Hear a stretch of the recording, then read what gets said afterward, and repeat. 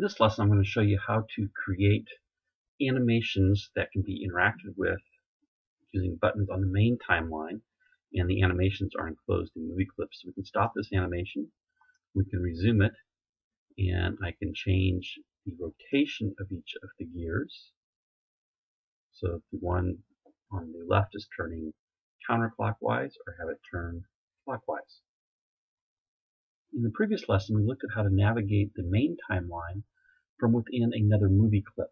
We saw that we could use the key method MovieClip with root as a parameter in the parentheses to refer to the root timeline, and then we could navigate that timeline using prev frame or next frame or go to and play or go to and stop. In this lesson, we're going to use the main timeline and a button on the stage that will interact with the timeline of a movie clip. And that's how we're interacting with these animations of the gears. They are all movie clips. So here in Flash, I have at the bottom 4 buttons. I have a couple transparent buttons that are over top some graphics of rotating clockwise or counterclockwise. This one's called CW button. CCW button for counterclockwise, or CC_BTN. Stop _BTN and resume _BTN. And then I have 3 movie clips. These are all the same movie clip, just 3 instances of the same movie clip. If I go to the library, I can click on this MC Gear 12 Teeth movie clip, and we'll look at this movie clip. So it has its own timeline, and it has 2 animations, one going from frame 1 down to frame 36. That is the gear rotating around 1 time. And then I have an action on frame 36 that simply says, go back to frame 1. Go to and play, and rather than frame 1, I labeled it CW. So that's my label CW. I also have a label called CCW, in which I have flipped the movie clip horizontally so the arrow is pointing in the direction, and then it rotates the opposite direction counterclockwise.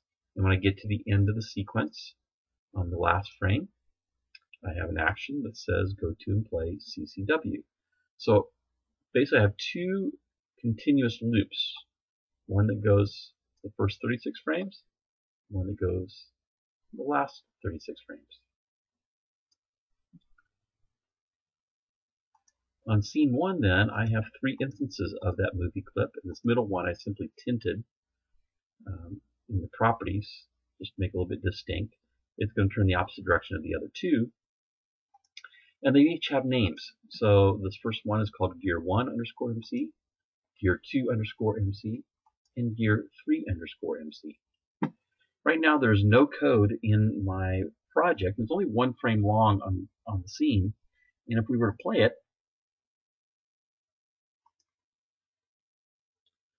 the movie clips rotate. Right now my buttons don't do anything because we haven't coded those.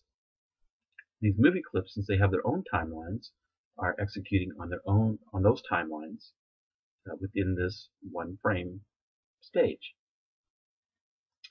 So let's interact with these movie clips using these buttons that are in scene 1 on the main timeline. I'm going to start with the stop button. And so it's named stop _BTN. I'm going to add another layer here called actions.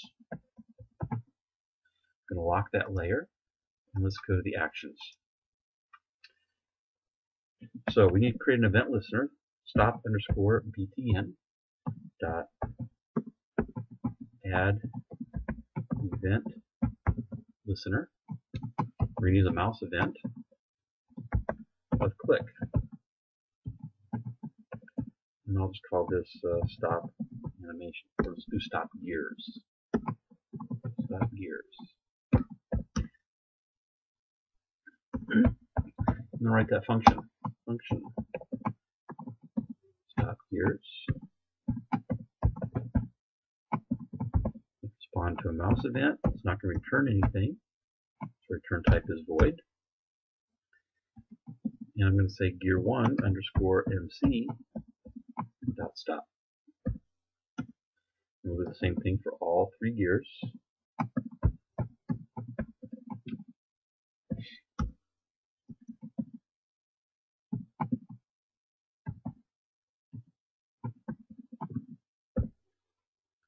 and I'll test this movie. So I click the stop button, and they all stop. So now we want to do the resume button, and that's named resume_btn. So we'll go back to our actions. I'm going to add an event listener, and I'm just going to copy this and paste it. Set this to resume_btn. And instead of stop gears, we'll say resume gears.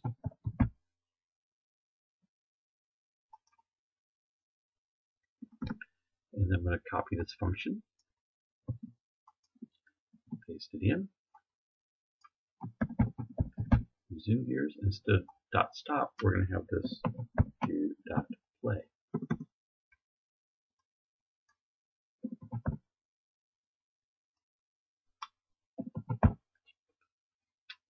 And let's test that.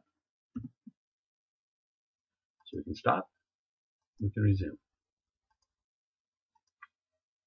Okay, so next what we're going to do is code these two buttons that turn these counterclockwise and clockwise. Same idea. Go back into actions. Copy my event listener. I'm going to paste it twice. This first one is the CW button.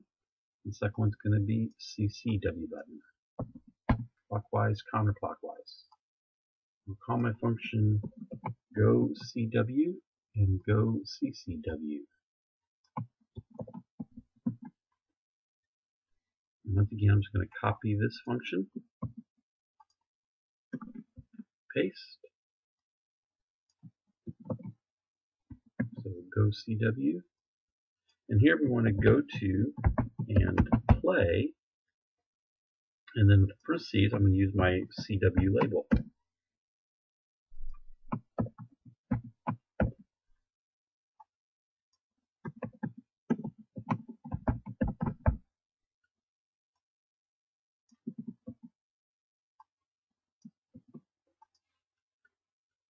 I'm going to copy that function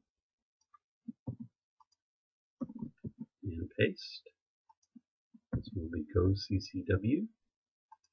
What I'm going to do is change my label reference to CCW. And once again, let's test.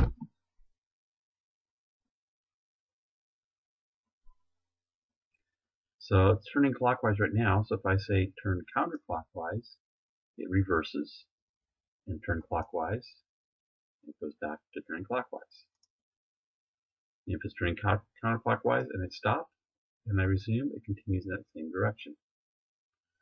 And I don't have to stop to change this. I'm going to go clockwise, and I can stop again, resume, it picks up now.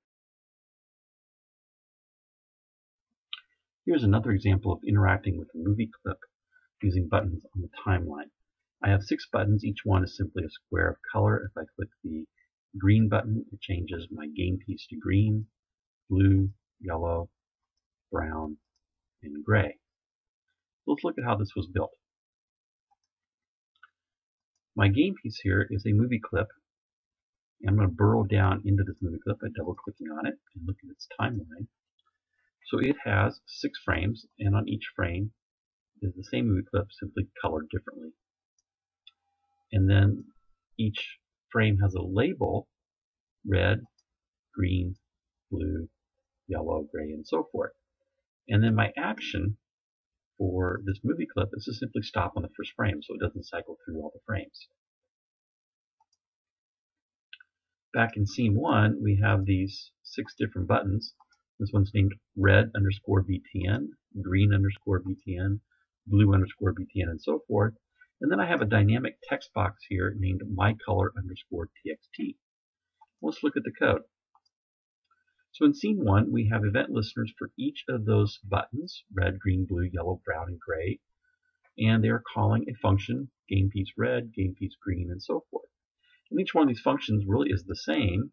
The only difference is I'm changing which label we're going to and stopping on within the game piece movie clip, whose instance name is game piece_MC. And then I'm changing the text property of the text box named mycolor_txt and I'm setting it to a little string that simply says what color game piece they chose. The other 5 functions are all the same. The only thing I'm changing is the label it's going to and what the text is. And that's how that works. I'll run it again.